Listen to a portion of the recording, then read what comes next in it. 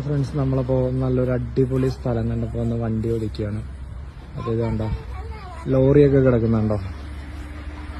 അപ്പോൾ കണ്ടോ, ലോറി കിടക്കുന്നുണ്ടോ? അപ്പോൾ നമ്മളിവിടെയാണ് വണ്ടി ഓടിച്ചിരിക്കുന്നത്.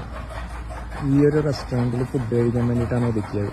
അപ്പോൾ നോക്കി, അടിപൊളിയല്ലേ? അപ്പോൾ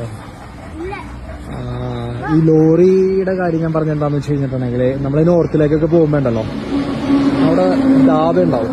ധാബയുടെ അടുത്ത് അവിടെയാണെങ്കിൽ ലോറിക്കാരൊക്കെ വണ്ടി ഓടിക്കുന്നത്. അപ്പോൾ ഇവരിവിടുത്തെ സ്ഥിരം കസ്റ്റമേഴ്സ് ആയിരിക്കും, മനസ്സിലായി? ഈ ഹോട്ടലിലെ സ്ഥിരം കസ്റ്റമേഴ്സ് ആയിരിക്കും. അപ്പോൾ അങ്ങനെയാണെങ്കിൽ അവർ നല്ല ഫുഡായിരിക്കും അവിടെ സെർവ് ചെയ്യുന്നത്. അപ്പോൾ ആ ഒരു കാര്യത്തിൽ, ക്വാളിറ്റിയുടെ കാര്യത്തിൽ നമുക്ക് അഷ്യൂർ ചെയ്യാം. അതുകൊണ്ടാണ് ഈ ഒരു സ്ഥലത്ത് ഞാൻ വണ്ടി ഒതുക്കിയത്. ബിക്കോസ് നോർത്തിലേക്കൊക്കെ പോകുമ്പോൾ നമ്മൾ മിക്ക ധാബയിലും, അതായത് ഇവർ കഴിക്കുന്ന ധാബയിൽ നിന്നാണ് ഞാൻ മിക്കപ്പോഴും ഫുഡ് എടുത്തിരുന്നത് വെച്ചാൽ.